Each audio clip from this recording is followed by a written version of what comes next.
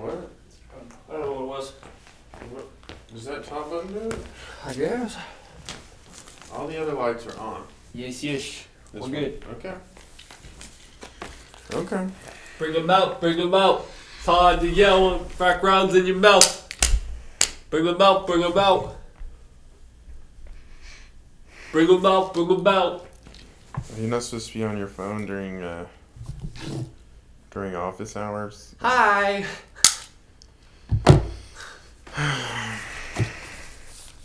I got my nifty note cards. You ready? It's born ready.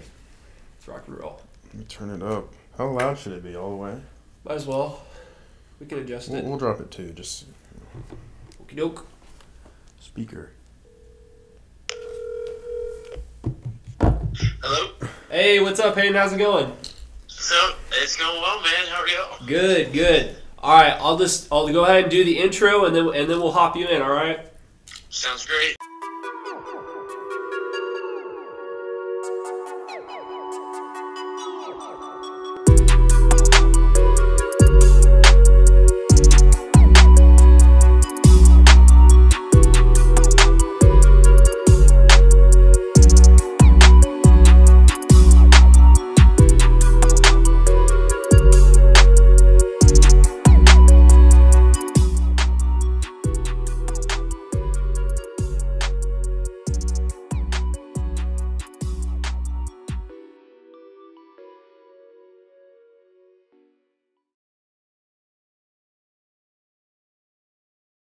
I'm ready. Welcome to the Walk On Diaries podcast, episode 6. And boy, do we have a special guest for you today. We have got D1 ACC Power. No, John, I was not talking about you. D1. That should have clued you in. D1 ACC Power 5 football player, plays for the University of Virginia. He's a walk-on extraordinaire, Mr. Hayden Mitchell. Hayden, how's it going, man? Going great, guys. Appreciate y'all having me on.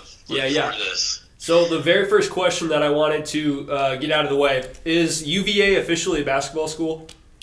I would say so. Basketball is definitely big here in Charlottesville. Obviously with the national championship last year. Yeah, it's huge. Tony Bennett and the crew, they're doing big things. It's fun to be a basketball fan here in the state of Virginia. Where were you when that pesky little school, UMBC, took down the Cavs a couple years ago? I was actually a freshman, but here at UVA we call freshmen first years, sophomores second years, juniors third years, seniors fourth years. So I was in a first year dorm. I was watching in my dorm with my roommate, and I mean, you could just feel like just the energy just sucked out of the whole dorm. Like I walked right after the final, I guess, whistle or horn. I went to the bathroom to brush my teeth, and there were like 2 or 3 other guys in there, and just no one said a word to each other. It was pretty bad. Brutal. Yeah. But then contrast that with the national championship. What were some of the scenes around Charlottesville after that win? Yeah, so the national championship was great, but what a lot of people forget are the 2 games that led up to that. First with the Elite Eight and Purdue, that was just a just back and forth game. We had the Mamadi Diakite buzzer beater to send it into overtime. Carson Edwards balled out for them. Yes. That game was just emotional. I think the nickname Cardiac Calves got tagged to the basketball team because they just kept everyone our hearts were just up and down, heart rates were going through the roof. So Cardiac Calves, they pulled that one out in the Elite Eight, and then the Final Four was Auburn, Kyle Guy, a couple seconds left, gets fouled, 3 shots from the free throw line, 6 them all, sends us to the national championship. And after each of those games,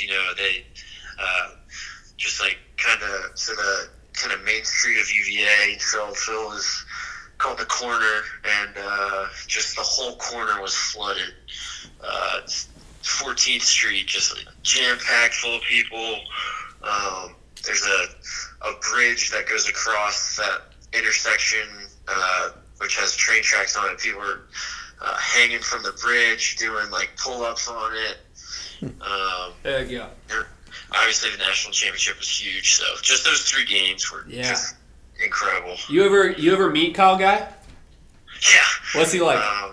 He's super nice. I met him, but I don't think he remembers me or knows who I am. His best friend growing up, through middle school, high school, played together. They're like legit best friends. He is one of my teammates on the football team. Oh, he's wow. our starting punter. So they're literally best friends. I actually have a pair of Kyle Guy's phone closets in my room right now. You could probably sell those for a lot. Yeah. You got to capitalize while UVA is the defending champs. You got to. Yeah. I might hold on to those. Okay, fair enough. Yeah. All right. Hayden, I want to talk a little bit more about football now. Last Saturday, you guys played Notre Dame. What did Notre Dame look like in person, just watching them from the sidelines? Yeah, they're huge. They're athletic. I think on our roster, we have 1 4 or 5-star commit, and they have north of 30. And you can just tell, there's some of their guys are just just specimen. They're 6'4", 6'5", 260, 270, and they run like a 4.4. They're really big and athletic. But we matched up well with them. First half, we went into halftime with the lead, and but we just they had an answer to our game plan second half, and it didn't work out. So.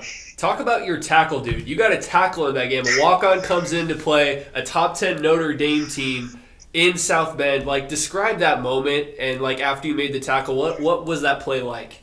Yeah, so going into the game, it was actually my 21st birthday that day. Oh, dude, happy birthday. Thank you. Belated birthday.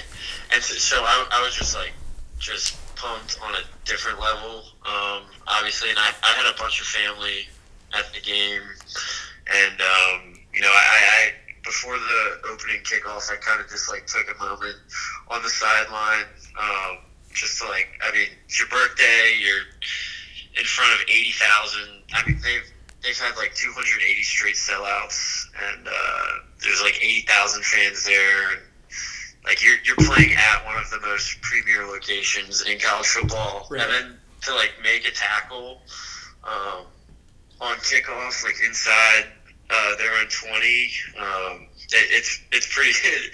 It's I was describing it to someone as you don't really know what's going on when it happens, but then after you get up off the ground, it's just a euphoria of emotion. You're just holy cow, did that actually just happen? Have you tried to go back and watch the NBC telecast of it and see if they zoomed in on you? No, I haven't.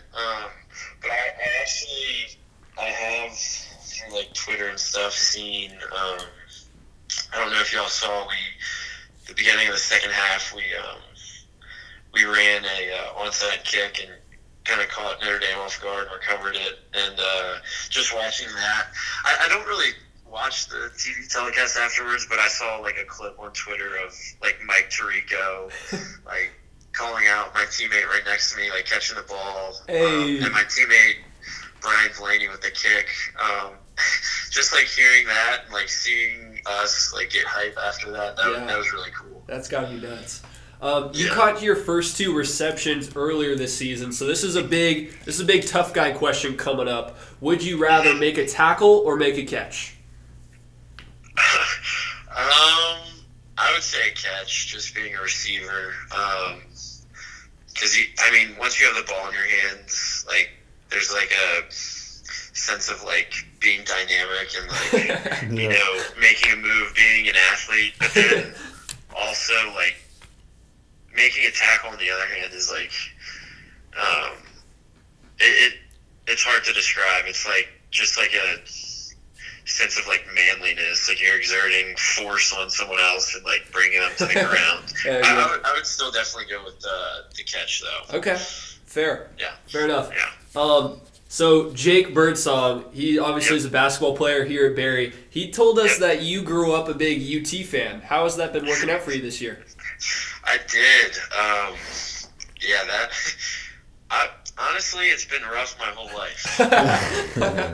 Fair. Growing up, obviously, with Jake being a huge Georgia fan, he was older than me too, so he was like always like the big brother that just like wouldn't let you win. And I never had a brother, so Jake was like an older brother to me, and he would never let me hear the end of like the Georgia fight song, or Georgia would always smack up on Tennessee growing up. I don't think we beat them until like I was in high school, or at least like that I could remember, like a meaningful win for me. But yeah, this year's pretty rough. Obviously, having like an affiliation with another team, like playing on a team, it kind of takes away from that like intense like being a fan of another team. But I still enjoy keeping up with them. But it is hard this year, losing to an FCS school to open up the schedule, and then losing to BYU in overtime, and getting pummeled by Florida. It's always hard. Hayden, what did your offers look like coming out of high school? So I had no plans on playing football in college, actually. My main sport was baseball, and I had some looks for baseball. I was, kind of going down that path of playing in college, but kind of a combination of that falling through and me kind of like burning out in baseball led to me just deciding, I just want to go to school just to go to school. And this was right before my senior year of football. I only played really my sophomore year of football. That was my only year before my senior year. So I really only had like 2 years of football. I was out my whole junior year with an injury. So after my senior year, my coach, he asked me if I would have any interest in playing college football. And I didn't think much of it. And he said, well, these are some schools that, have had interest in you. And I was like, what are you talking about? I haven't like talked to anyone, and he was like, well, here's some schools and just think about it. And UVA happened to be the school I wanted to come to just to go to school. So it was UVA, Duke, and Wake Forest. Those were the three that I kind of contemplated. Cool. So I guess once you came to the decision, like, I'm going to play football in college, did it ever cross your mind, like, hey, I could go to a D3 school, I could start, I could star, I could be, like, big man on campus, and, like, realizing that, what then made, like, what went into your decision to become a walk-on and everything that goes into that? Because from what we've heard from other walk-ons, the sport really takes up a whole bunch. That becomes pretty much your life at college, if I'm correct. Yeah, it really does. So like I said, I was sold on UVA before I decided to play football. And here at UVA, you get an incredible education. There's an incredible alumni network. It's also close to home for me. I only live like 45 minutes to an hour from campus. And so, I briefly thought about, going that D3 route, but at the end of the day, my dream school is UVA. So with the opportunity there, I had to take it. but yeah, it really does take up your entire day.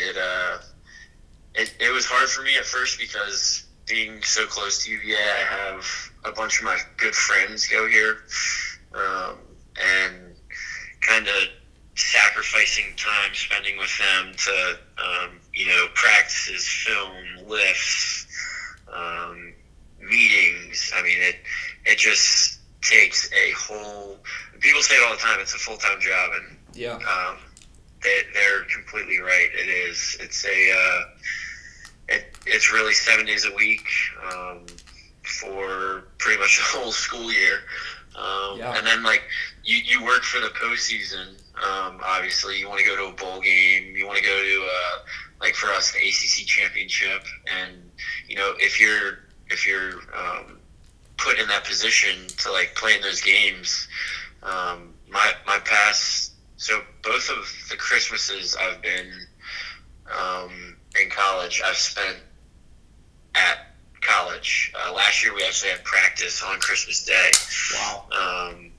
And the year before we were actually traveling to our bowl game on Christmas Day. So it is, you got to sacrifice some time and some, and we, going back to that, our, each Thanksgiving we're at school, we play each Friday after Thanksgiving we play Virginia Tech, so that's a big game.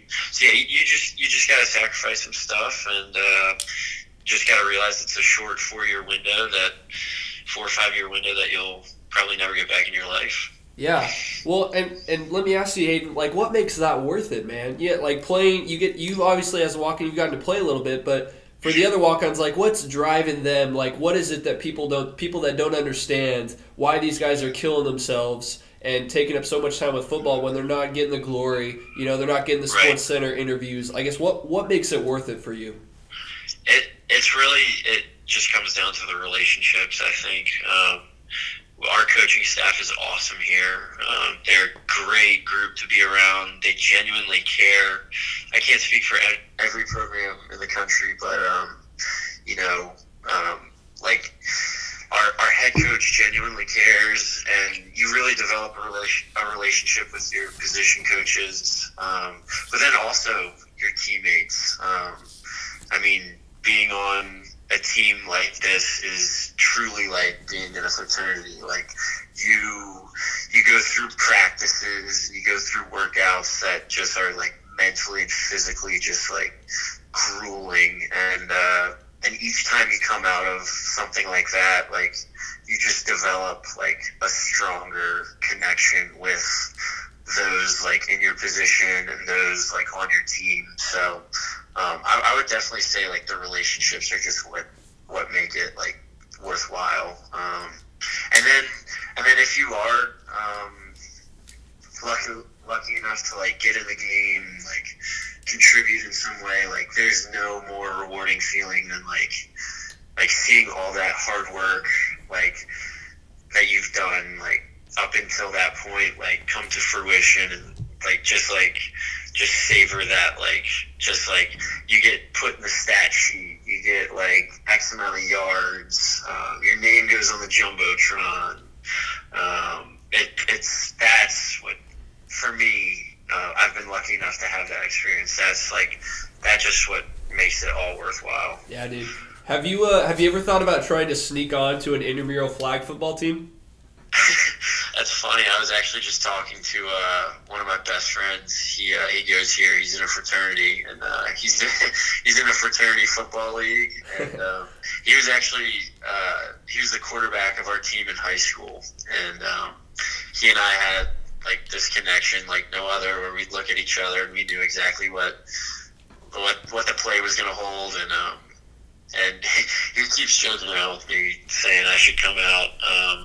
Actually, one of my teammates that had to medically retire, he's in that fraternity and he's on that team, and they keep trying to pull me. And I keep telling them after my last year of football, if they're still around, I'll gladly hop out there with them and run some routes, because it's just like 7-on-7. So it's just throwing and catching. Yeah. It's what I love. Do you got any dirt on Jake? Any embarrassing stories that you'd like to share that we can just hold over him eternally? Oh gosh,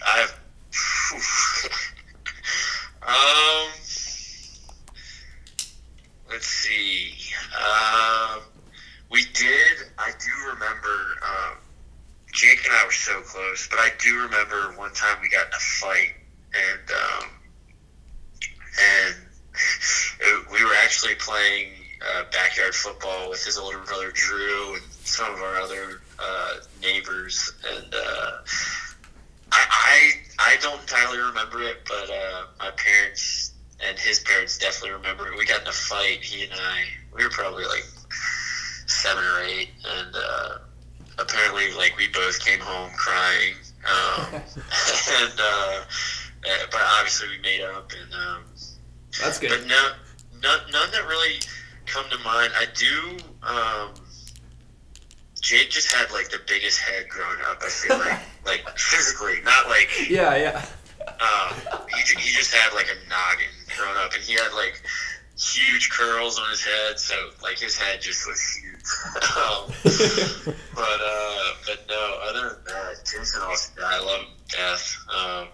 I actually got to see him this past summer for the first time in like probably 3 or 4 years. Cool. But yeah, I grew up with him. He moved probably when he was in 6th grade. I was in 5th grade, and he was one of those guys, like, you have like a childhood friend. Like, he was my childhood friend. We would play college football on the PlayStation 2. We'd sleep over at each other. I was just texting him the other day. We still remember each other's addresses, home phone numbers. Like, we were literally at each other's house every other day. So, great dude. Love him to death. All right, Hayden. And then this last thing that we're going to ask you, we do a segment every episode throughout Season 2. We've been doing this thing called 1v1 Basketball Battles of History. So it's simple rules, all right? We just take figures from history. We put them on a basketball court, half court, first 1 to 11, 1s and 2s, and the characters that we got for you today. And we're going to let you go first, and then we're just going to pull apart whatever you say. We've got a T-Rex versus Moses. T-Rex versus Moses. First to 11. Who wins? I'd say T-Rex obviously has the height advantage. Correct. Could be a baby. It's not specified. In my best NBA stereotypical announcer, I'm going to put myself in their shoes. No length. Not length, length. No arms, no length. I would probably have to go with my man Moses. Yeah. That man floated in a basket, so I bet he's a basket. Yes, he dang did. He is a basket. Yeah. Yeah. So I would say him. He's probably. I would put my money on him. Okay, John. No, same. Same. I don't think a T-Rex could ball like Moses. See, here's the thing. T-Rex, that's it. That's over. Moses maybe get one basket. Maybe Moses pulls some spiritual. He maybe parts the T-Rex apart. All right, let me ask you this: how is that T-Rex gonna grab that ball? He can't touch the ground. He can't be past the ball. It's a 1v1. You know what I'm saying? All he has to do is he has to step on the basketball hoop, puts it on the ground, and then he just kicks the ball through the hoop over and over. While Moses is just. He's still trying to walk from the three-point line back on defense because he's old, Moses is not going to go down that easy. That man is old. Trust me. We forget, He's seasoned. He's a seasoned vet. Yeah, he's a vet. He's like the Birdman of the Bible. Yeah. He's been around a while. Yeah. Okay, I'm thinking 10 Commandments. He knows how to deal. He knows how to handle the rock. Right. The two literally handle the rock. He literally handled the rock. He went to the summit. So he knows how to get elevation, right? Yep. When he went up to get I don't think it's close. 7 plagues. I mean, he just conjured that up. Not he himself, but he was around when that stuff was conjured up. I'm not messing with Moses. I would have never connected basketball to Moses. The Rock, baby. The Rock. The Rock. Love it. All right, my final score. I'm gonna say T-Rex. I'm not liking Moses' chances against those teeth. I'm gonna say T-Rex 11-1. Wow. What's your final score, Hayden? Gentleman's sweep for the old T-Rex. Let him score once, then take it. Correct. Who said T-Rexes weren't polite? Hayden, what would be your final score prediction?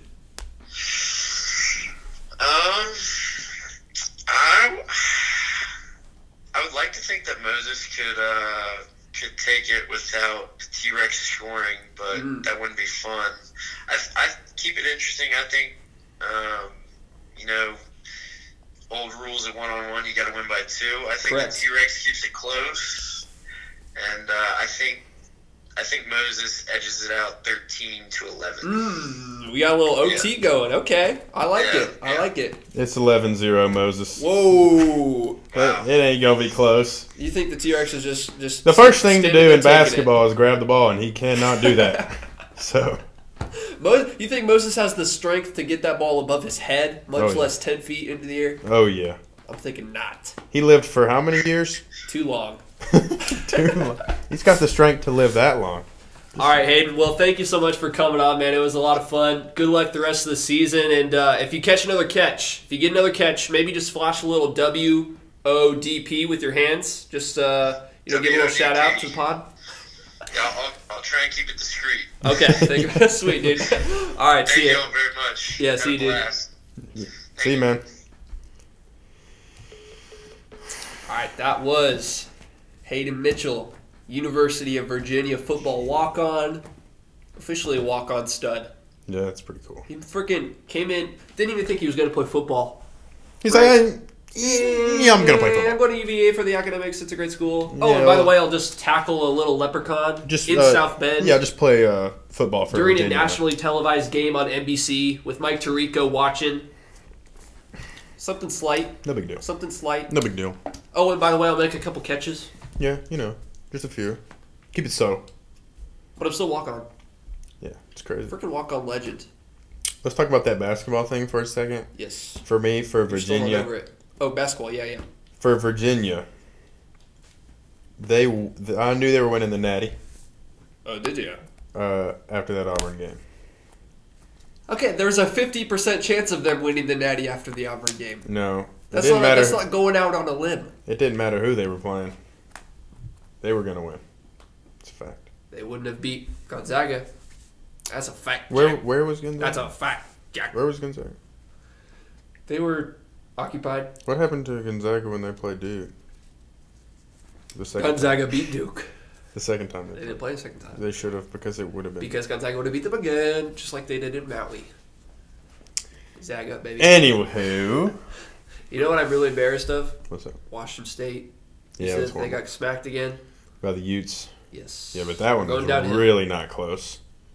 Well, Oh, it was not that close. we've got them right where we want them. The thing about it is- I mean college football. Here's We've got the something. entirety of the college football world at our fingertips. The Clemson game. Did you watch that? I did. Oh my gosh, North Carolina choked. Okay, there's little Reggie time. Miller. Listen though, little time on the clock. Put Very yourself specific. put yourself in the North Carolina head coach's position. What do? Kick the field goal, go for 2. Okay, here's the thing. Disclaimer: hindsight is 2020. All Oh, right? 100%, 100%. If And you it would have could have kicked gone the either extra way. Oh, point and then lost in overtime, it would have been you should have gone for 2. Right, you can't. I would have gone for 2. I admire the decision to go for 2. I didn't like the play call. I think you got to air it out. Horrible play call. I think. You can't do a quarterback run to the right. The front 7 is too quick, too big. And You the got to air it out. And Clemson was so ready for it. Yes. There was no Yeah. kind of. With those kind of plays, you got to have some kind of surprise, something, and it just did not work. Correct. But for me, I would have gone for the field goal because North Carolina was playing a good game, and I think I would have trusted them in overtime instead of just trying to throw the game there at the end yeah, that's fair. because they played a heck of a game. And granted, I don't know how Clemson didn't play well, and that's easy to see, but North Carolina played amazing. What's up with Trevor Lawrence? That's what I want to know.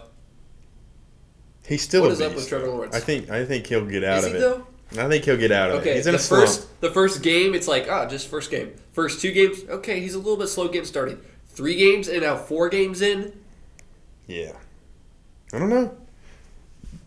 I Maybe want- beginner's I want it luck to do last well. year. Who knows? Beginner's luck. Rookie or beginner's luck. Pasting Alabama in the national championship game. Beginner's luck. Beginner's luck. Beginner's luck. Yeah, that's crazy, though. What's crazy is that we set all this up by ourselves. Odds are this mic's not working. Yeah, that one's not working. And that's not on. And that whole phone call didn't get recorded. I did record it on my phone, on voice recorder, just to be sure. Because that would be funny. It's still going. That would be funny. Would it, though? It would be ironic because we need our producers at least Hayden would know what we're about now, though. You know, we get some people on here. We need our producers. We're lost puppies. Where's Rick? Where's Rick Dale and Dick Ryan? Rick. Hello, I'm Rick. I'm in a glass case of emotion. It's weird. Do you know it's weird? Just you and me. We're pretty much we're recording this at like 9 p.m. 9:15. On a Monday night. We are the only ones in the building right now. They left because the studio closes at 9. And there's normally a lot of people here. Yes. You want to know? It's oddly quiet, and it's weird how it's just you and me. Like it seems like there's someone else to talk to, but it's literally you. Well, I keep on looking up there, expecting to see Matt's curly framed face, like this. Like, oh, good one. Yeah. Or just like staring at us condescendingly because we're talking about Boba Fett instead of Jango Fett. Yeah, and looking it up, and you looking on your phone like, oh, right. When's the last time it was just you and me? I mean, it definitely hadn't been this season. Yeah, no, we did in my office. Well, even they helped us set us up. Right. That's true. Last that's season. true. That did count. Yeah, that's wow. What was it? Yeah. Right, man. Yeah. Film on a pod. Yeah. Yeah. Film on a podcast. Yeah. Let's see. Who else played this weekend? South Carolina. They're really. Honestly, I was very disappointed. Very few good games. There has been very few good games. First 4 weeks. There's been a select. We've seen some few. good. I feel like we've seen some good. I feel like this past week there just wasn't a lot of good matchups on paper as far as like ranked teams playing. That's what I'm looking for. I'm looking for like yeah. Florida, LSU. Yeah. You know, Alabama versus Auburn, Florida. Auburn. Like I want Saturday. some good game. Auburn, Florida. That's on CBS. That'll be a good game. Georgia, Tennessee. That's probably not even airing. Go Vols! Hey, you know they had on ESPN they have like a video for like a team you support. You know how they do like a little thing, and the headline was if Georgia controls the turnovers, they'll win. I was like, if they do that, John. But what if they don't control the turnovers? What if they just score 65 points to Tennessee's 0 points? You know, I told you a while ago, I'm not going to overlook this game. I told you that a while ago. You did tell me that. Because I think Tennessee's a better team than they show. Could we call it the biggest upset in college football history? We would. Definitely one of. Massive. Golly, I would cry. If North Carolina had beaten Clemson, I probably would have called that. Yeah, that would have been awesome. Yes. For North Carolina, for sure. Not for Clemson. Big rivals. I mean, that would have been great. That's crazy though, because I didn't think it'd be a game, and I was watching another game. I don't remember who it was, but it was Washington State, Utah. I definitely did not watch that game. Washington State, Utah. No, I don't remember what it was, but anyway, either way, that was fun. It was fun. Yeah. We got a first guest. We're gonna start rolling in like a waterfall now. First guest of the season, that is. That was our first football walk-on. I had to switch it up a little bit. I had to write. I mean, I don't like write down questions. I kind of just. Let's think about it. Okay, our maze. first season. I'm gonna just tell you how it goes. Our first season. When we had our first walk-on, you couldn't see it. We were actually in that room, and no, we were in your room. We had a walk-on in my room. Yes, Andrew was in my room. Yeah. Boy, Noah was sitting in there. Hey, Andrew. He's so nervous first time. And, I'm calm, cool, collected. That's all I did. And if you could watch the evolution, you're slowly becoming like me. Calm, cool, collected. And I'm proud of you for that. It's great. But it's crazy how it's evolved, though. And it's only just in a little span of time. Because, for one, football. Football? We never talk about football last season. Never. Not one time. Ever. Well, we did. We talked about rankings, but we didn't have like. Yeah, but we didn't have like a football guy. Especially from Virginia, that's big time. Big time. That's pretty cool. ACC, the AC. And where I was going with that, because I had noticed you came in with a bunch of paper. I was like, the first couple times we had a walk-on, Noah would write a couple questions, 2-3 questions, and it was more, and then it gradually got less, and then it got to a point last season where you wouldn't even write anything. Yeah. Well, and we just kind of went for it. Yeah. It worked. I mean, It worked. I do feel like, like the Notre Dame stuff, like I had to write that down. No, I think preparation is good. I think that would make our service. I think that would make our show better, because we sit down without any prep. We literally sit down and we're like, "Welcome to." The whole premise of the show, like when we originally started it, was you and I would just have conversations, just two dudes chilling, like at lunch, or just chilling, just two bros chilling in a dorm. No, I'm there for it. I like it. I like to win. Oh, I think everybody else that tunes in on a regular basis, we get listeners who tell us all the time, write in comments on YouTube, Twitter, whatever. We're just chilling, I mean, one of my favorite things to eat is wings. So, I mean, it's only logical that I like to wing things. Oh, see what you did there. Wings and things. I wanted to get a picture of Hayden to put on Sid's face to make it seem like he would be here. But I'm running low on lack of preparation. I'm running low on prints. And did you know that color prints... Are you talking about at Barry? Yes. 5. They count as 5. For every color print, it counts as you're printing 5 pages. How much have you printed? I've printed... Because you get 500 prints. I'm at 312 right now. I'm at 500. You can use my prints if you need. Excellent. Definitely we could use it for the pod, because you actually print stuff out at school. I don't. So. Do you print at home? Yeah, I just print at home.